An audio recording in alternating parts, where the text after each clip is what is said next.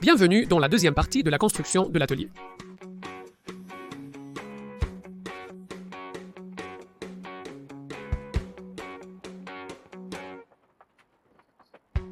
Un mois après le début de la construction, en novembre, le temps a été plutôt mauvais. Il commence à faire nuit vers 16h et je travaille dans un bureau pendant la journée, mais je veux garder l'élan de la construction.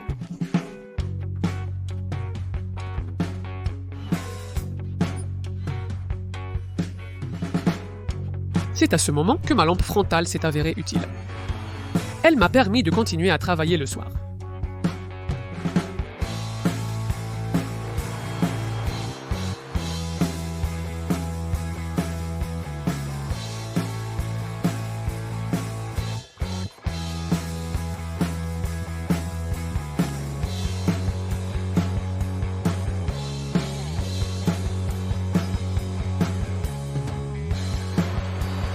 J'ai installé une butée sur le traîneau à tronçonner.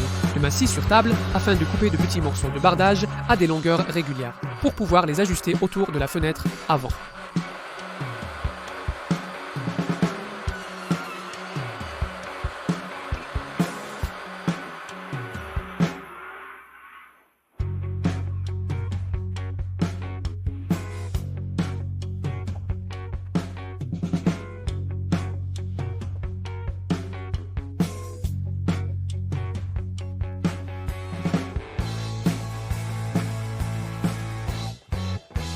Ensuite, j'ai ajouté plus de bardage sur le panneau avant.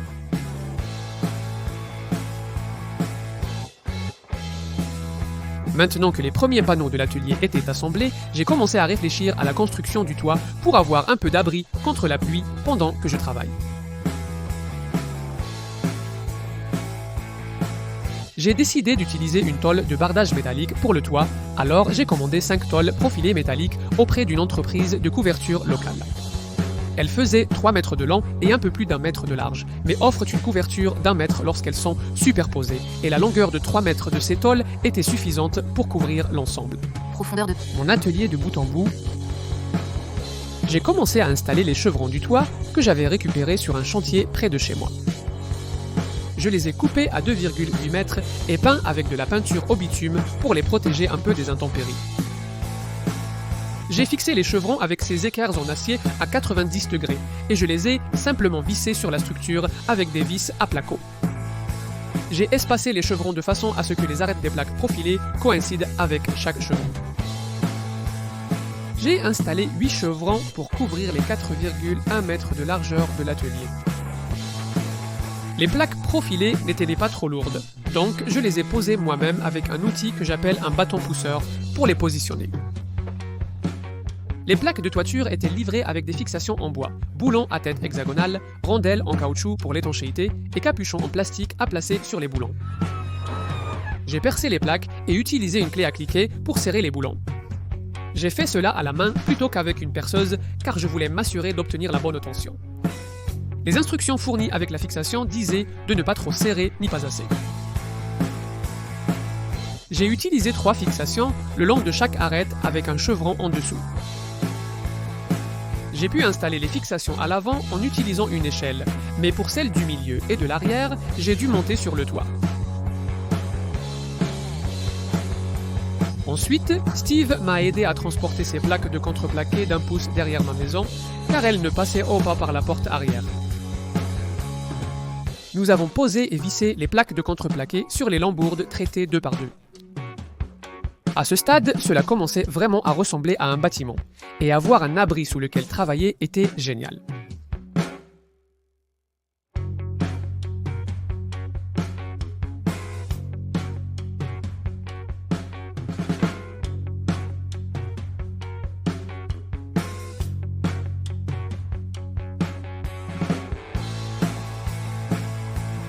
Et voici le toit terminé.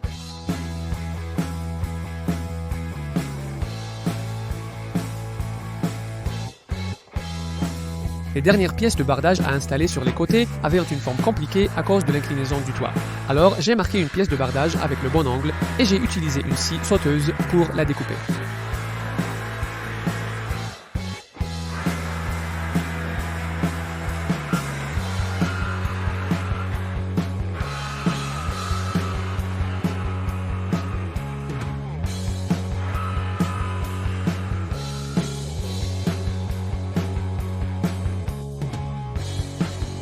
Elle s'est bien adaptée.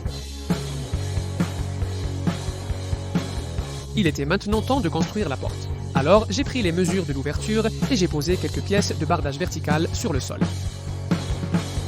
J'ai coupé des bandes de bardage de 8 cm de large pour les utiliser comme traverse horizontale sur la porte. Elles seront placées en haut, une au milieu et une en bas.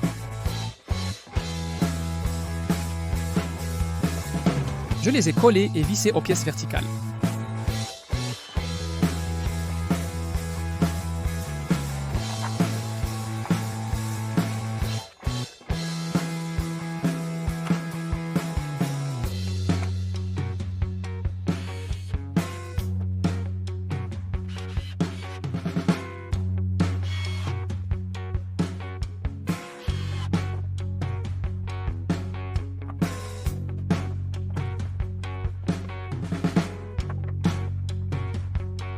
J'ai utilisé de la sciure pour enlever le surplus de colle.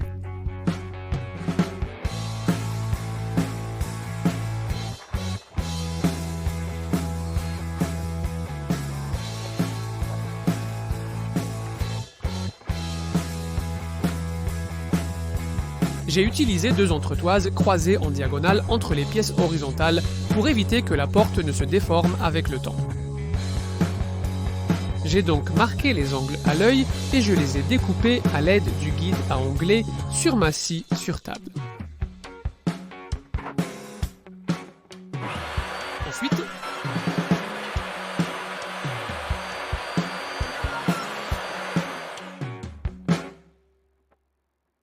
Ensuite, j'ai collé et vissé les pièces en diagonale.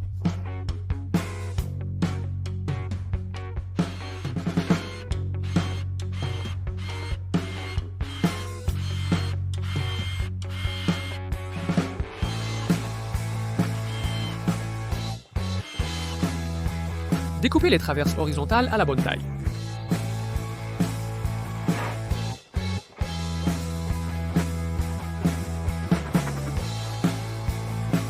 J'ai ensuite adapté la porte à l'ouverture en la découpant à la bonne hauteur avec ma scie circulaire.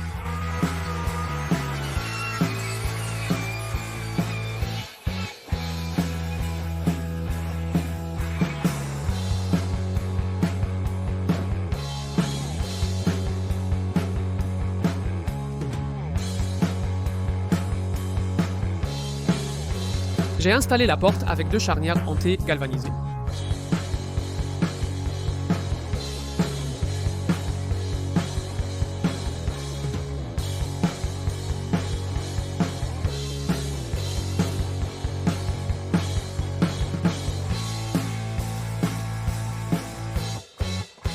J'ai ensuite installé une serrure amortisée à rebord sur la porte, ce qui était simple car elle se visse directement à l'arrière.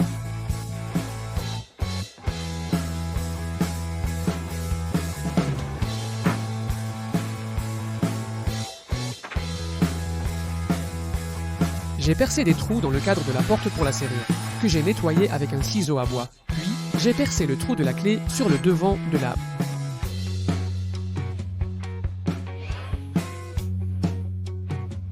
la porte. Et voici la serrure en fonctionnement.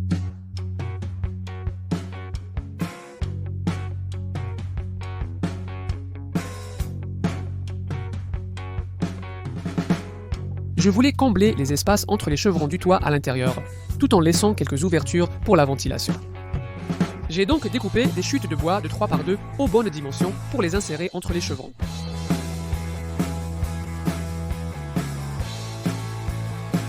Certaines pièces se sont assemblées facilement, d'autres ont nécessité plus d'efforts.